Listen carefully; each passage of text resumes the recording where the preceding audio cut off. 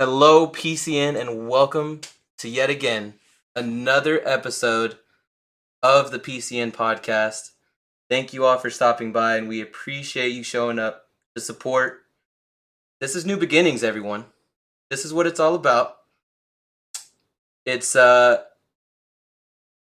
it's been, whatever opinion you want to have on the podcast in the past, throw it out the window. Right now, it all changes.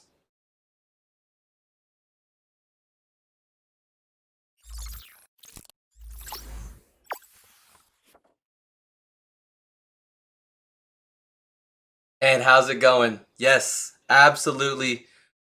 We are completely new, completely different than any other podcast we've put out in the past. We're live.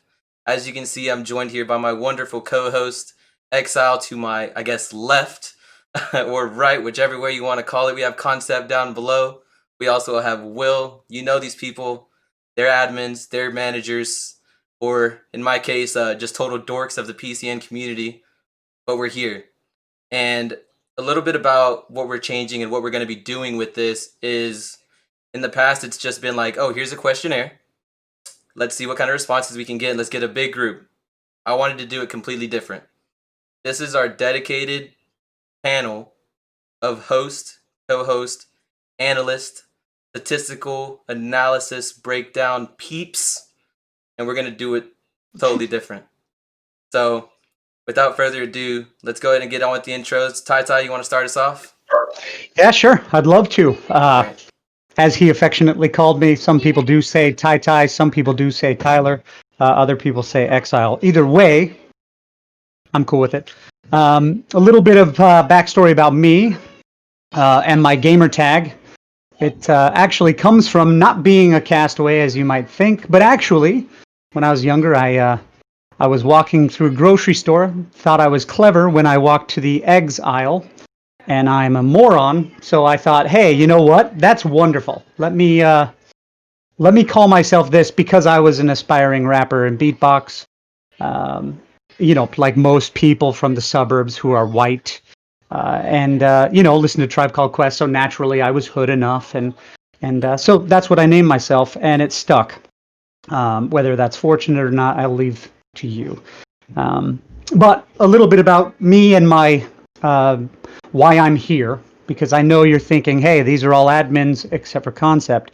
And you're right, for sure. But I think when it came to the actual application for the podcast, we all wanted to come up with something clever for ourselves. And I applied just like everybody else in the league. And what I bring is real life experience. While I've been playing FIFA since 2002, pro club since 11, well, 10 really, but you know how that goes. I was a keeper, so I actually coached semi-professional soccer for 7 years. Never mind my dog. Sorry about that. So I've been managing games, championships, even the U.S. Open Cup for quite some time, and so I feel like I can bring some of the analysis from the real life. But the problem is, FIFA is this weird way of being a simulation and doesn't always act true to the game. So in some cases, when it comes to my knowledge, it is more geared toward real life, and it doesn't always translate. So I do find myself in a weird, because I'm in a weird state where I have to learn the video game abnormalities in order to be comfortable.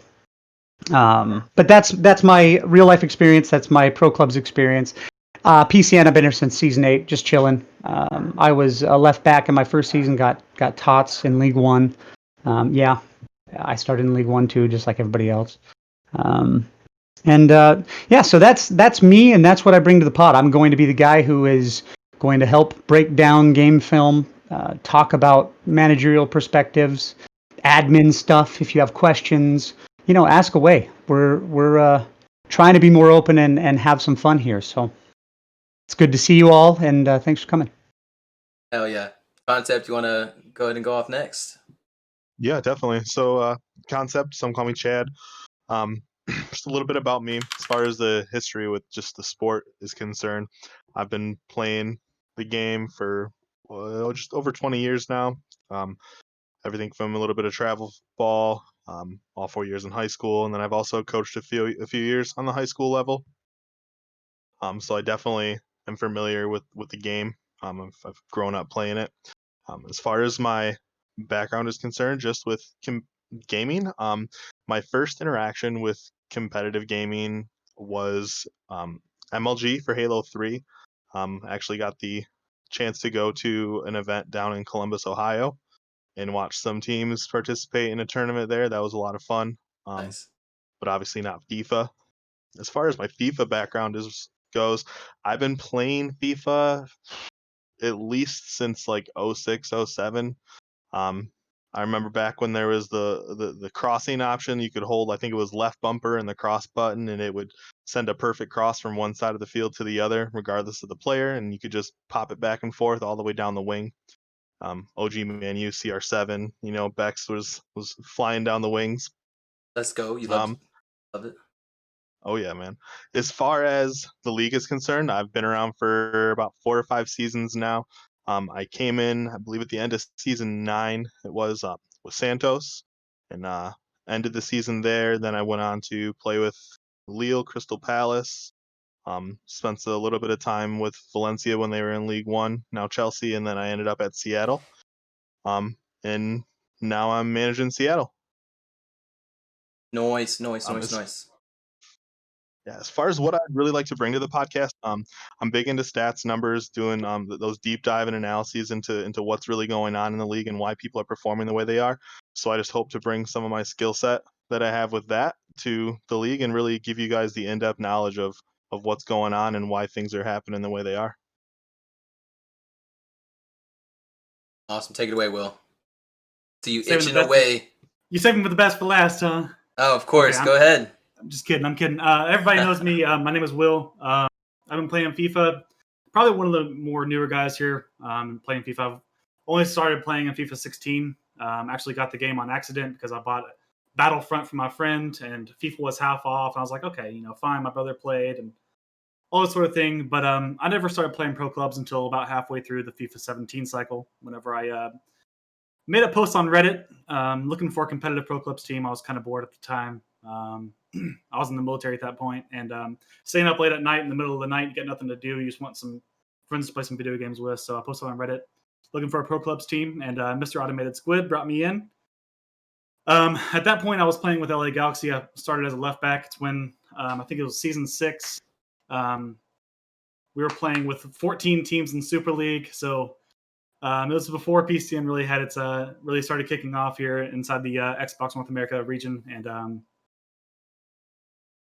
I was playing left back for them for a while, and then I transitioned and got a little bit more familiar with the league, and found some guys within the league as well, and established some friendships and relationships, and started becoming a little bit more established within the league, and felt more comfortable inside of it. At that point, I tried my hand in managing my my beloved Spurs for 2 seasons. I will hang my hat on my League One title over Minnesota and League Cup win for a League One team. So, yeah, always hang my hat on that one. But that's about it. Manager of the Year award too.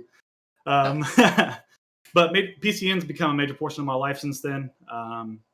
Most of my coordination with it is with the graphics team, within marquee matchup, and most importantly within the PCN FBI, as you guys may know. And outside of PC. Outside of PCN, I'm currently a full-time student. I'm studying to be an intelligence analyst. It's my job I had in the military. And in addition to that, my wife and I are moving to England this September. So that's going to be a lot of fun. But all in all, man, we're all just here for you guys, and I want to bring you the best content we can. So thanks for being here. Absolutely. And who's left? Oh, me. Right.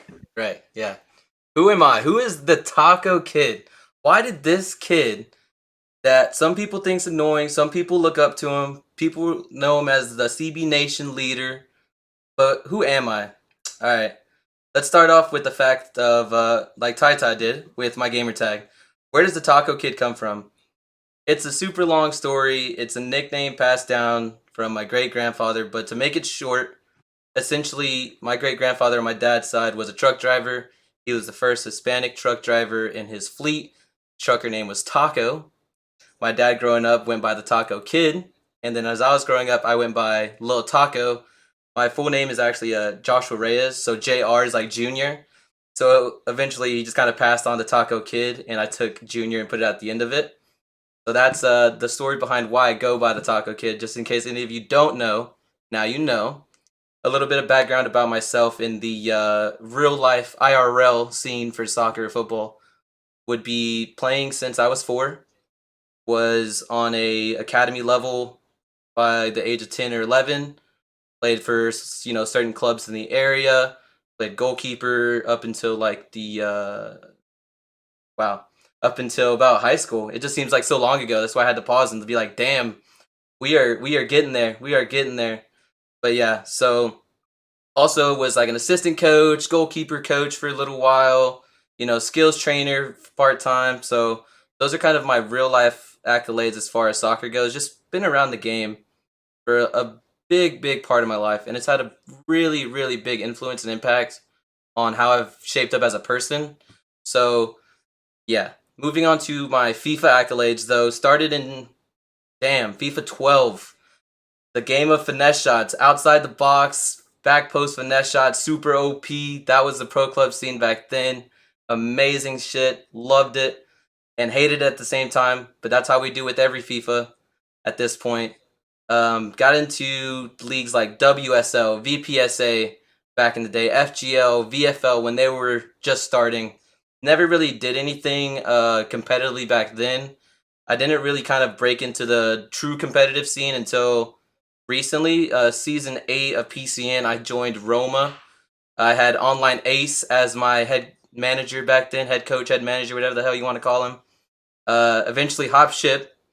Then season 9 played with Arsenal. Season 10, they called my year of the snake because I went from PSG to Man City to Bayern Leverkusen, then back to PSG all in one season. It was crazy.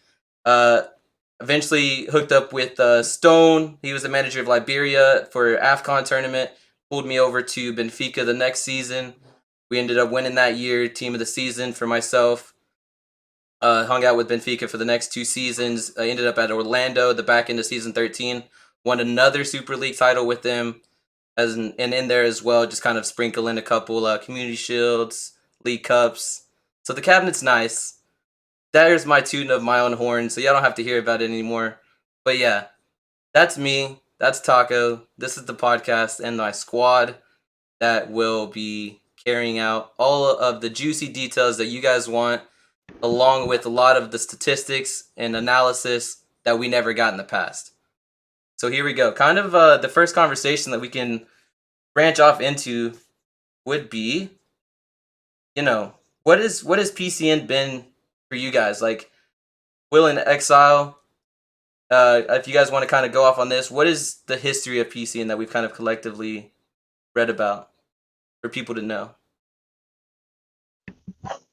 Ty, you want to take this one away? The history of PCN. Wow. Let's give these people a story. Let's let them know where we started.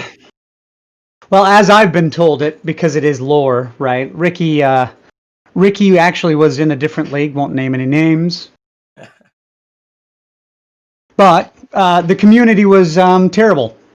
And there wasn't one really, right? So the idea was he is a very community-oriented guy.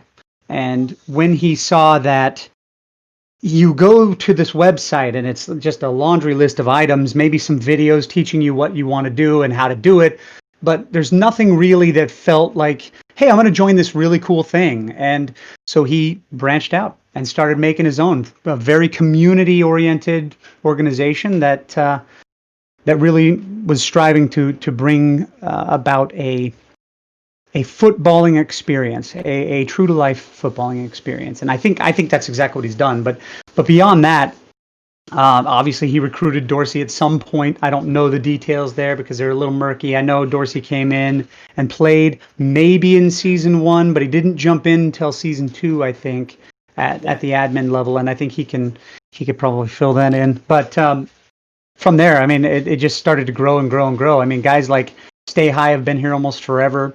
Stride has been here forever.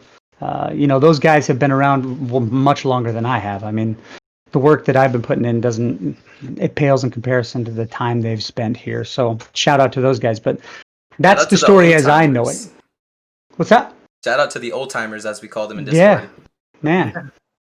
Without them, we wouldn't be here. So definitely thank you for blazing those trails, because it's made it a wonderful part of my life. Obviously I put in probably 20, 25 hours a week into just a thing that I don't get paid to do.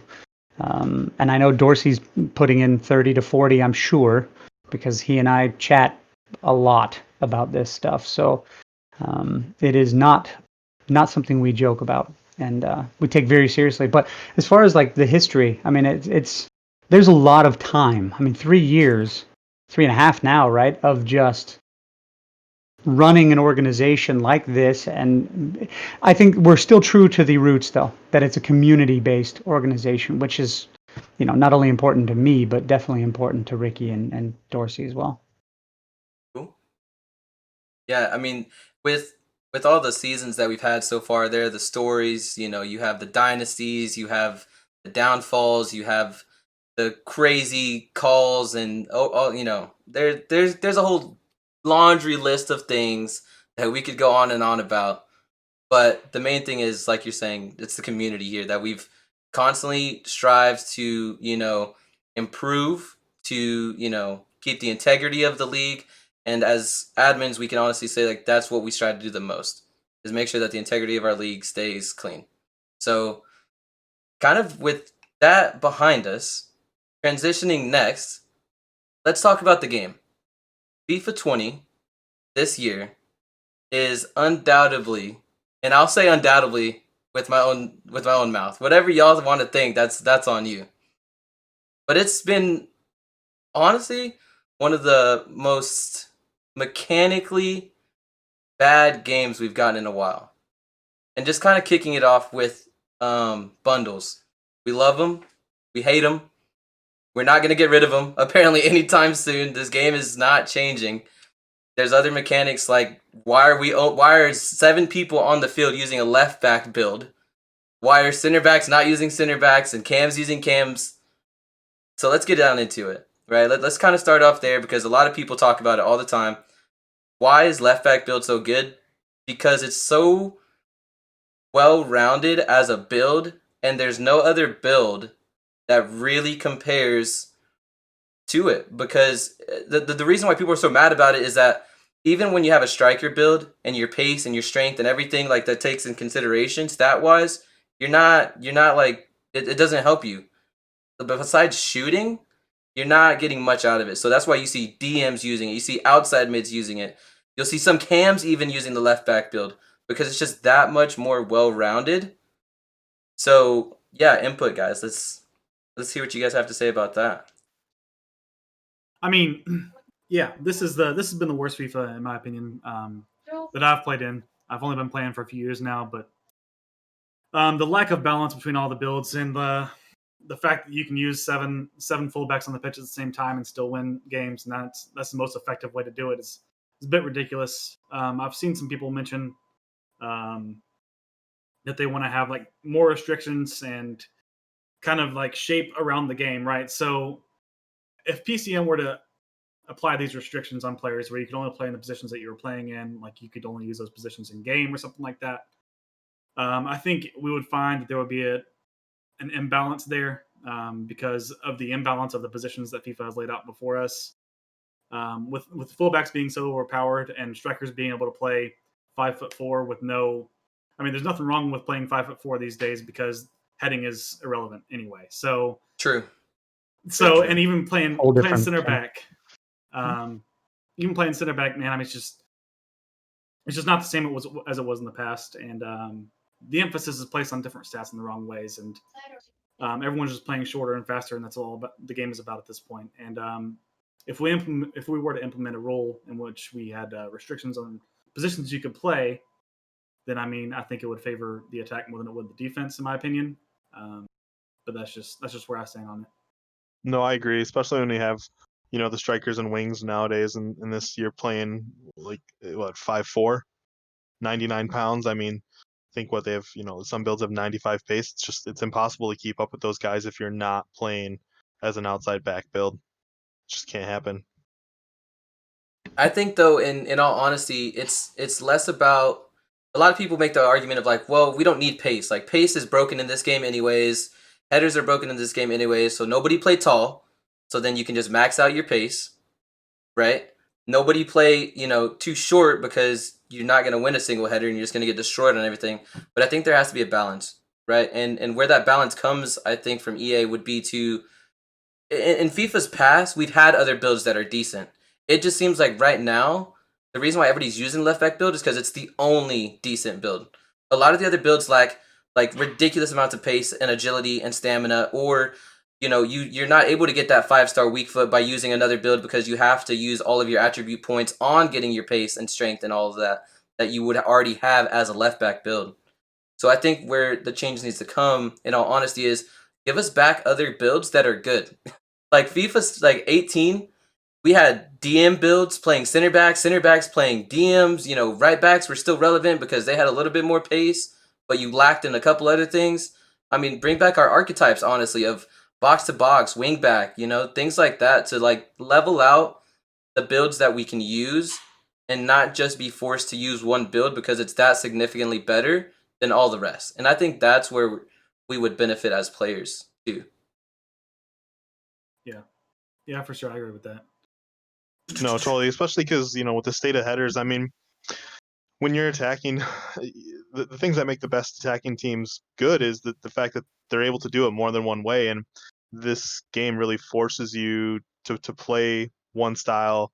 Yeah, you can toss those balls into the box every once in a while, but it's really not going to do anything and it's not going to benefit you much. So it really limits the teams on how you're able to attack. And I think that's why we see such a spread of teams that are good on the attack and teams that aren't, because you have to be really good at attacking one way or else it's not going to happen. Right, and I think that kind of brings us into the next point of like play styles, right? We've seen a lot of play style changes because of the meta that this FIFA has. The fact that headers are just, those of you that play, you understand. Headers are like they're a thing. Obviously, you can still head the ball, but you have no clue where the hell it's going to go 88% of the time. That's a fake number, by the way. Don't look it up. It's not exact, right? We're just pulling numbers, but you get the point. In FIFA's past, you've at least been able to say, okay, if we cross 8 times, 3 of those are going to be headed on goal. Or you're going to have some chance of getting some sort of opportunities out of the air. That's not the case this FIFA.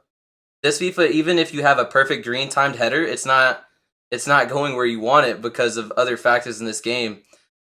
Kind of touching on it briefly also is like left trigger and things like that, to where you're bodying out, that those mechanics are just they're not right. Like it's not balanced enough in a sense of like you're not exactly sure what animations you'll get. Mm-hmm. So I think when it comes to the play styles this year, you see a lot less, crosses. You see a lot, like we still have Brexit. Don't get me wrong, Brexit exists, okay? This is not saying that Brexit doesn't exist. People play the long LBYs.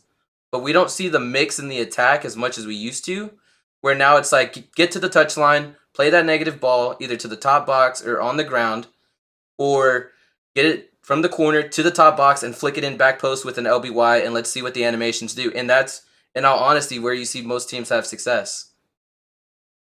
Yeah. I mean, we saw it last night with Orlando against Real Madrid. I mean, Dust, first times across back post, our guy wins the header and it goes right to Evo at the penalty spot. Like, dude, come on. Like, he didn't know. There's no way Dust knew that was happening, but he does it because he knows he's going to get some kind of output. It's crap, frankly, in my opinion. But it is what it is. We kind of got to deal with it. I mean, it's the meta. People now don't seem to understand that a flat pass also is a thing. Like when you're talking about that negative space pass, when they go to the outside and then they drop it back to the negative space where the player is waiting for it. It seems like nobody understands that flat pass to the DM to DM is a thing. It's almost like that doesn't exist. Like that won't alleviate the pressure, which it does. And then the DM can then find the striker. That doesn't seem to happen in this FIFA for people. I don't know why. Maybe it's just a lack of game knowledge or what, but it is weird that that's not a thing. Yeah, agreed. And I think that changes a lot of it because now you're seeing like, yes, teams are wanting to take that mentality of tiki taka, right? Like, let's keep the ball, let's play short A passes and things like that. But what we're not getting is the ability to play the long ball when we need to. The only thing that comes of it is either you're hoping the defender gets a bad animation, and CBs, you all know this. When you get that ball over the top and you're sprinting backwards, your guy's most likely just going to stretch his foot out and cradle it, and then you're either A, totally fucked, or B, going to get a different random animation that somehow gets you out of the scenario. And at this point, it's just the inconsistency in the mechanics are just bad, and it's Well, frustrating. to counter the previous point where Dust hit the ball first time, on our goal, right opposite end, 2 minutes later, not even 2 in-game minutes, Winnie hits a ball to Goat, and Wani's guy is in a good position to make the play, and instead of making the play, he megs himself with the ball by sticking a foot out. It's a joke. It's a joke because he was in a good position. But it's an animation that should not happen. He's standing right, he's backtracking like he should. He turns his hips the right direction like he should. He cut off the angle. The only other pass he had was Twinkie, but instead he makes the pass down the gut. And Wani's there. He instead goes, lunges like a goob, and it goes right through his legs for an easy goal. It's crap. Right. It's a crap game. Yeah, these are the issues that we keep on having year in, year out, where we keep on having these terrible animations that make the game really, really difficult and really unenjoyable to play. Whenever I first started playing FIFA, it was FIFA 16, and maybe I was just like wide-eyed and innocent, and I didn't really know what to compare it to at this point in time. But That's fair. I loved playing Ultimate Team, and it was so much fun. And like, not only was it fun to build your team and collect cards and things like that, but it was actually fun playing the actual game and not just sitting in the menus. Anymore, like I can't play more than one game at a time if it's not pro clubs without just like raging and throwing my controller across the room because these mechanics are just so awful, and like the in-game tactics that you have playing Ultimate Team are just incomparable to the things that you can do inside of pro clubs. And I think that's what makes pro clubs a bit more, I don't know, universal to me. I think it's a bit more varied, like has more variance to it. Does that make sense? Yeah. Because the games are always just so much more different than they are in Ultimate Team. I like that you elongated the ED there, though. Like it's learned. Varied. Very learned. Instead of varied, it was varied. I like that. That's smooth. We can push past that. I mean, or we could just hang on it. You know what I'm saying? But anyways, we won't. To that end, actually, Will, it's funny because last week or 2 weeks ago, I think maybe even, I was feeling the same way. So I was like, you know what? I still have FIFA 15 installed. So I installed FIFA 16, 17, 18, and 19 again, right? And I went through and played a game through each one, whether it was, pro clubs or not, because nobody's playing pro clubs. Yeah, So you're not gonna career FIFA mode. 15. Are the servers even going anymore? I mean, Yeah, that's what's crazy. the current FIFA servers are barely going. I'm not gonna expect 15 to go. Well, that's now you know why, because FIFA 15 still has its servers up. No, but if Mo's right, we've got a handful of games to choose from if they do cut out friendlies. In fact, after my games, FIFA 18 is the game I would want to go back to because that shit was fire. Yes, I said it. It's beautiful, man. Perfect movement. Man, it was so good comparatively. Like it's not even close. Not even close. I played 19 and my guy was like going around this like orb thing and running past the ball. Like after 18 and the smoothness of the pass, like I could hit a Y ball and it was like on a rope right to the player that I wanted to go to. Then I go to 19 and I'm like, I hit an LBY and I looked at the aim because I turned on the aim assist, right? Right. And it's like, does the dashed line out to the corner and it's like perfectly angled the way that I wanted it to go to. But because there was a guy in between those 2 points, it went like this way to him instead. And I'm like, that how is this a thing that happens? You guys, this is your only job, coding a game like this. How is that the outcome? I don't know. I honestly just don't know. Yeah, it's I don't know. I think it's almost the same conversation we have every year of like, well, it's not really a conversation because it's kind of like if you've played FIFA a while, you understand. Handballs aren't a thing in online play. Why? Because we have absolutely zero control of where our animations go for our hands. And honestly, it's getting to a point where I feel like sometimes I have no control over the animations of my player, and that's an issue. When, like you're explaining in the Wani scenario, when you position yourself perfectly, you cut off the angle, you've read the play, good on you, great, you should win that ball. Instead, your player just gets megged.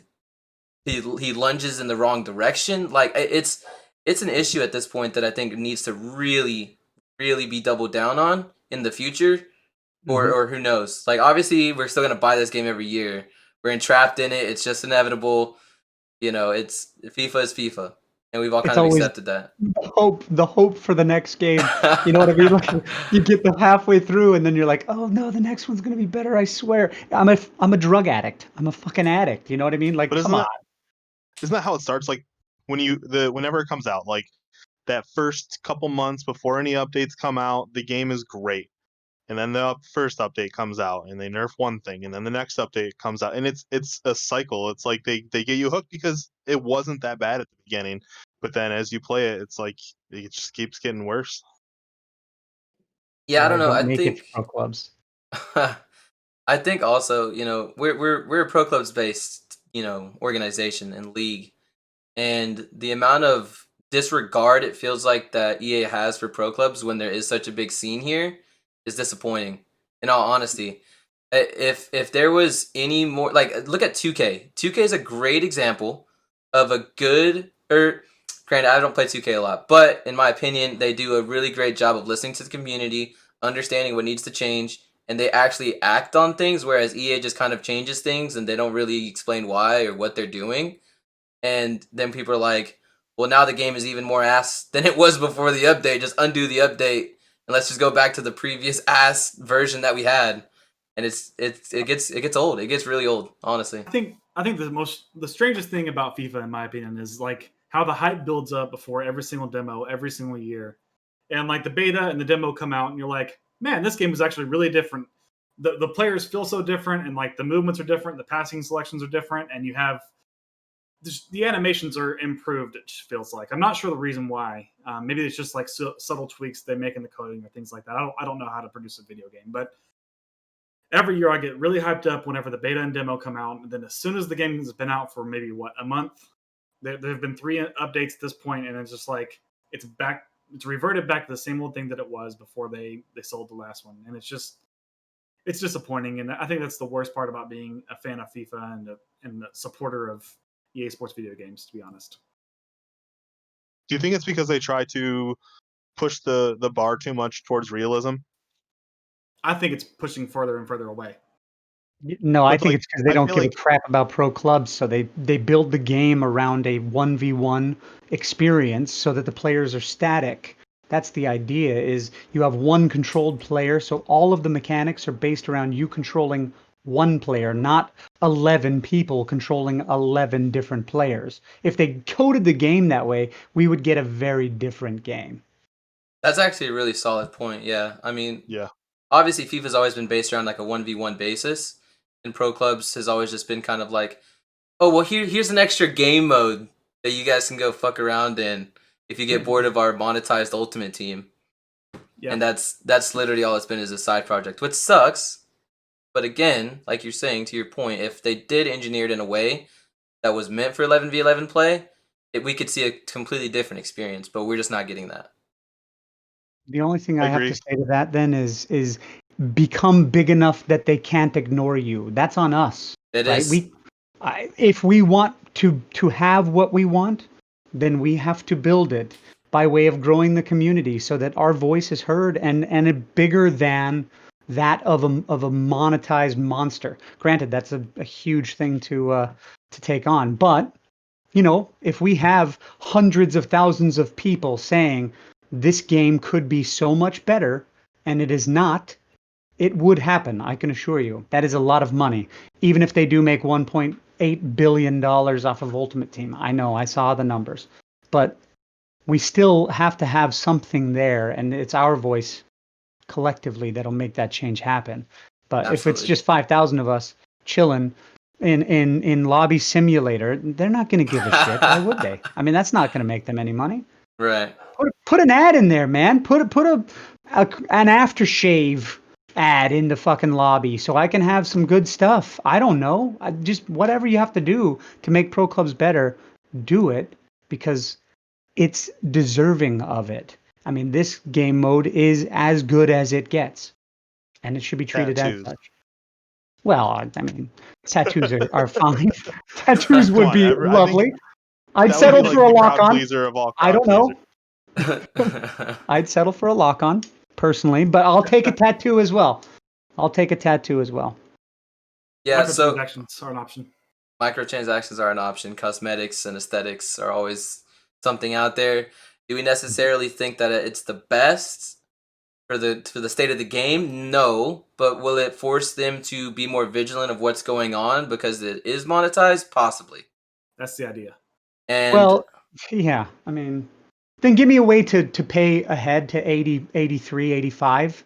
You know what I mean? Like that should be the easiest thing. Like I shouldn't have to grind 100 games to get to all my skill points. I shouldn't unless I want to.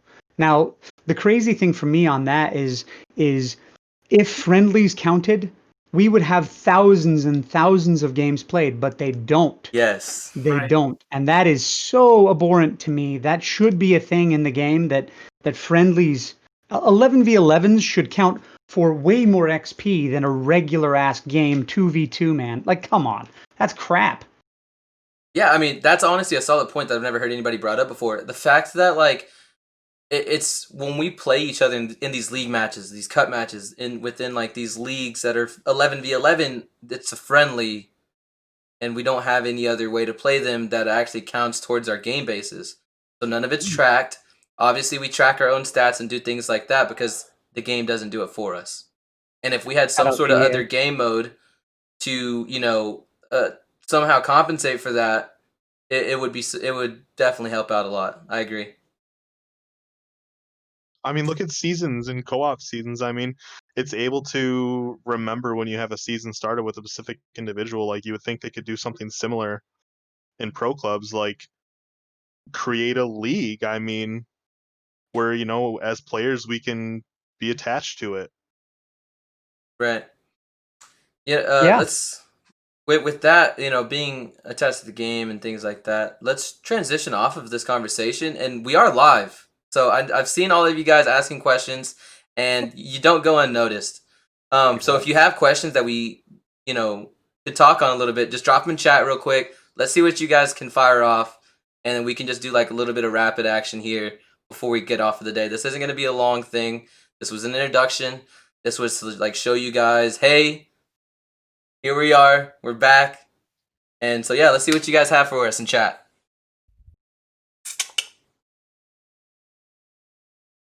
They want to know about They want to know about your jawline, apparently. My jawline. What about it?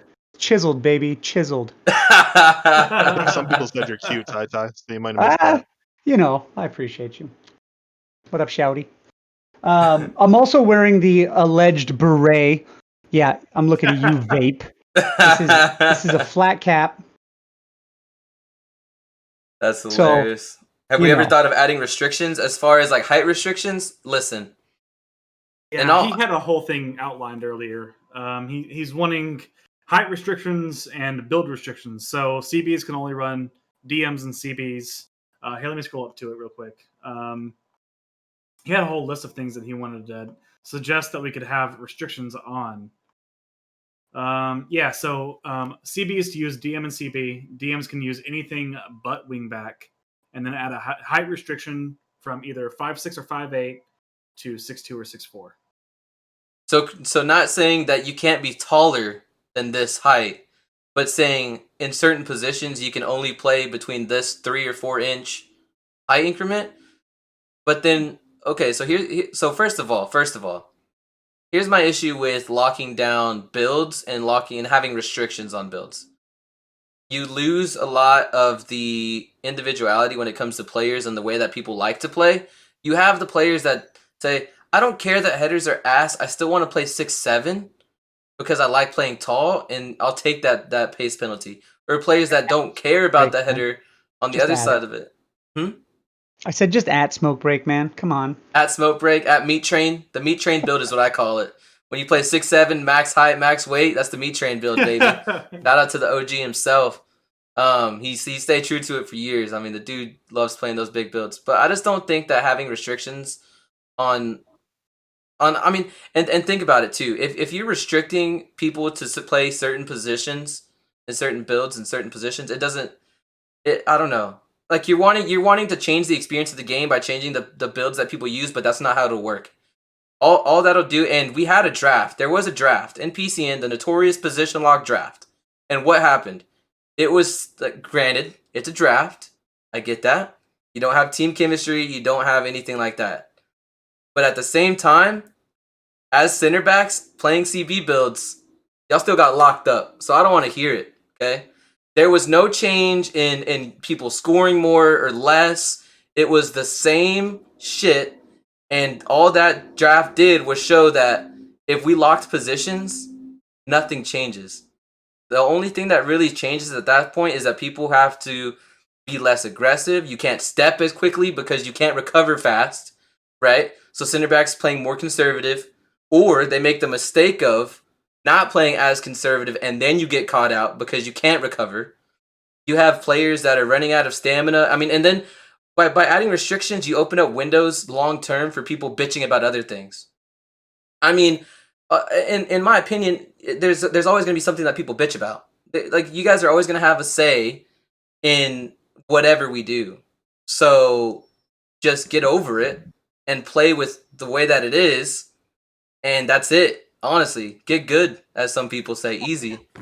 Is that what we really want, though? Do we want to lock it down? I mean, that could happen, but is it something that we want to do? I mean, that's tough. I mean, I really like the individuality point that you made, Taco, because to me that is, I think the biggest part is like, CM9 plays with this big beefcake. Same with Lake. And they're still agile as hell. And is that fair? I don't know. But I like the fact that they want to do that and they're able to.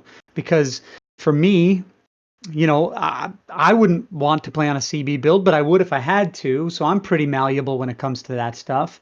But those guys, maybe they wouldn't be as successful. Or maybe they would. I don't know. But is it really worth pushing everybody into a box when we have the opportunity based on the game to make it our own? Something that I don't know. I've always enjoyed about PCN is that we allow players to express themselves in whatever way they want to. Like Smokebreak playing 6'4" or 6'6" as a striker is not an issue. It's never has been. And we've had guys like Pagan go from like both extremes. I've seen him play as like the biggest striker and the small striker that you can. It's nice to be able to have the personality be able to come in and be a factor, whether it makes the game more balanced in your opinion or not. I don't think that's worth compromising the personality for it. I just don't. I don't either. Plus, I don't either. as much as FIFA changes from year to year too, I mean that just adds a whole nother element to the league and what you have to manage. And we don't want to have to keep every time another FIFA comes out. Okay, are we going to have to change the height restrictions, change the weight restrictions, change the position locks? Like, just let that let it be. Let people do what they want to do, play how they want to play, and if they find a team and it works, good for you. If not, do something different. And the other thing, at the end of the day, when you look at any video game across the board, I mean, there's always metas. And in your MMORPGs, you have your meta weapons and armor and spells. In your first-person shooters, there's always like the really good guns, right? And people in competitive are only using certain things. Why should we accommodate or why should we restrict things when it's just part of the game?